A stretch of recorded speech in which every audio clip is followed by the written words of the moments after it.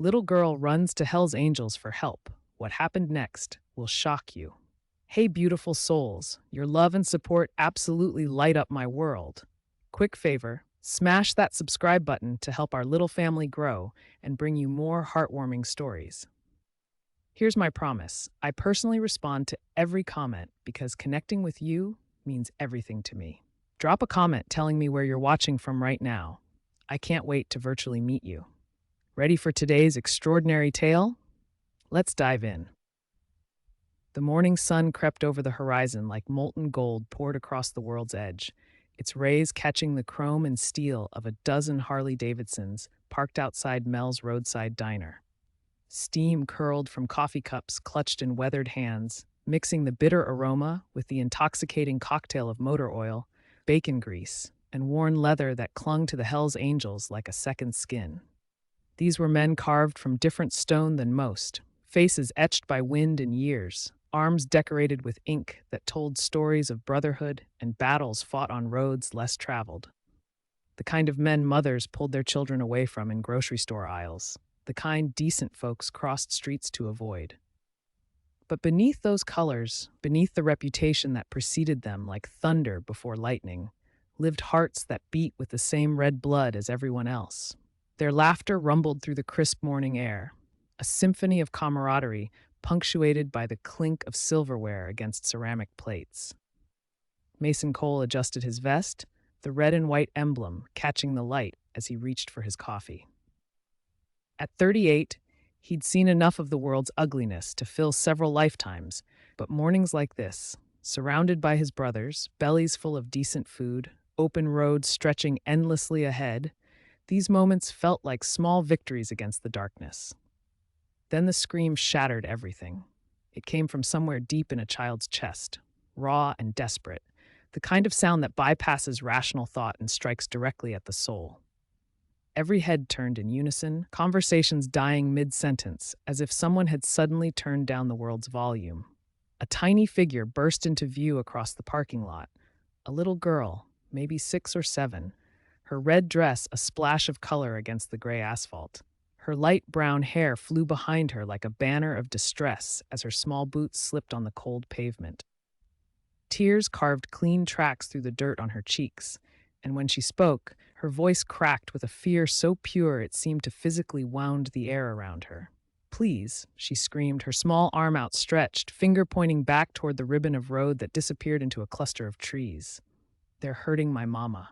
Please, somebody help her." The parking lot froze in tableau. Truckers by the gas pumps shifted their weight but remained rooted in place. A traveling salesman paused with his hand on his car door, his face a mask of uncomfortable sympathy mixed with the calculated distance of self-preservation.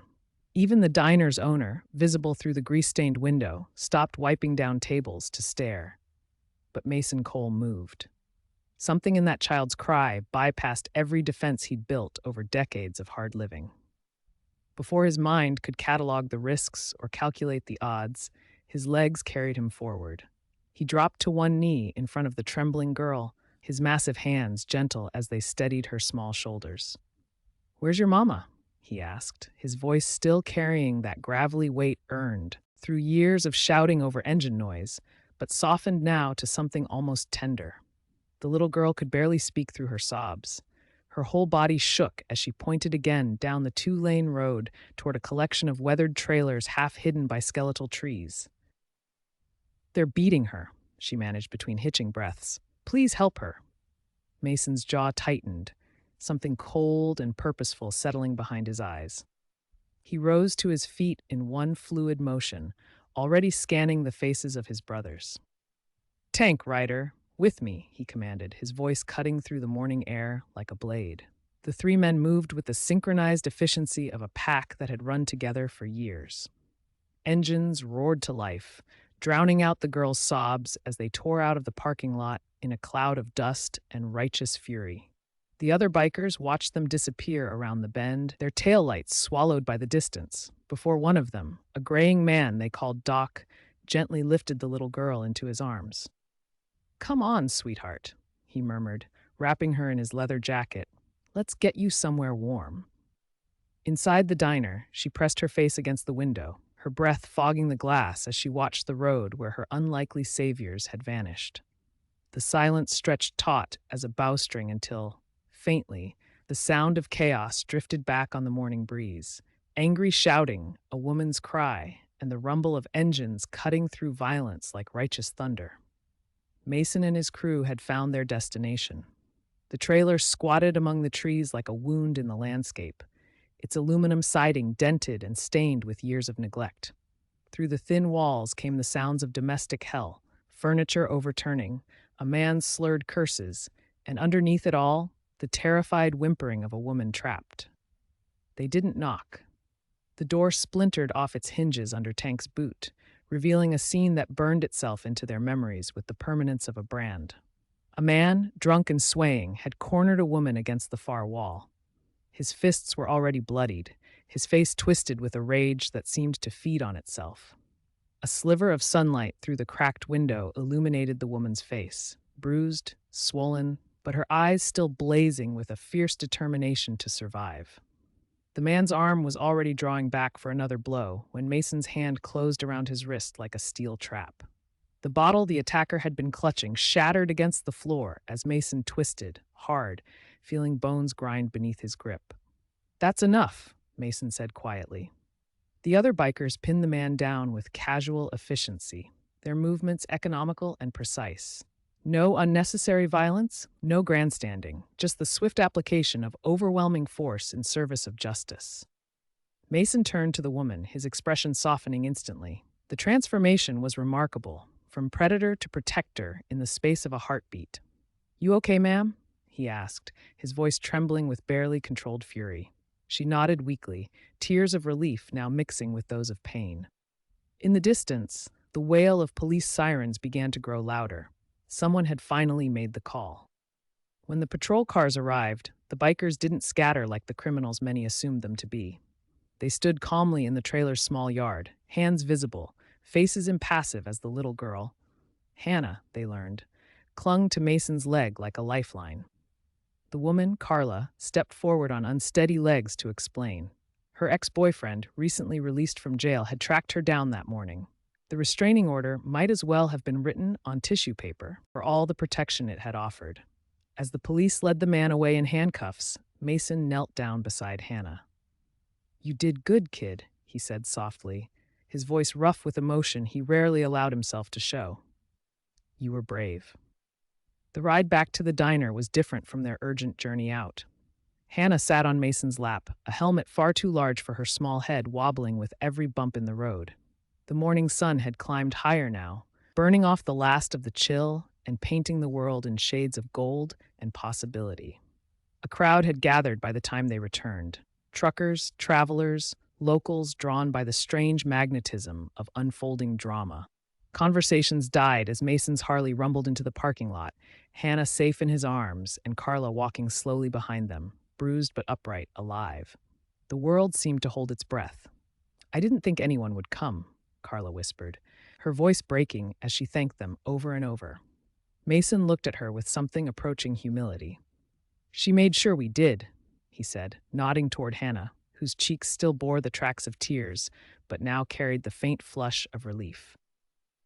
The diner's owner emerged with blankets and fresh coffee, offering them with the quiet reverence of someone witnessing something sacred. One by one, the Hells Angels removed their jackets, those colors they wore with such fierce pride, and draped them around mother and daughter. Even the lingering police officers looked away, recognizing something in the gesture that transcended their usual categories of right and wrong.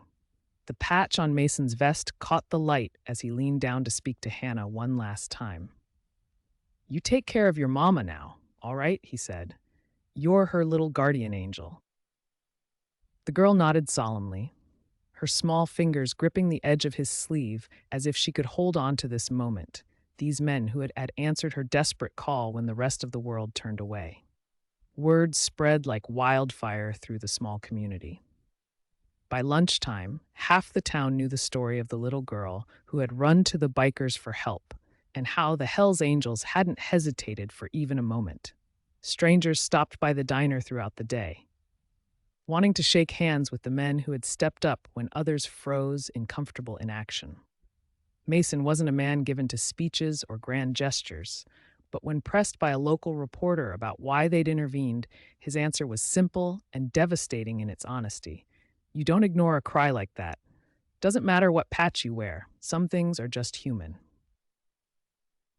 Over the following weeks, as Carla and Hannah began the slow process of rebuilding their shattered lives, the community rallied around them with a generosity that surprised everyone. Furniture appeared, groceries were delivered, and a small apartment in town was offered at a rent they could actually afford. And every Sunday, without fail, a group of motorcycles could be seen parked outside the diner. The bikers would sit quietly at corner tables, drinking coffee and sharing easy laughter with a little girl who had taught them something about courage that all their years on the road never could. Months later, when spring finally chased away the last of winter's chill, Hannah presented Mason with a picture drawn in crayon on construction paper. It showed a row of motorcycles, a little girl in a red dress, and a big man kneeling down to help her. The figures were stick simple, but imbued with all the emotional complexity of a Renaissance masterpiece. "This is us," she announced proudly, as if she were revealing a great secret. Mason studied the drawing for a long moment, his weathered face soft with something approaching wonder. Then he folded it carefully and tucked it into his vest, right over his heart. "That's going with me wherever I ride," he promised. And it did.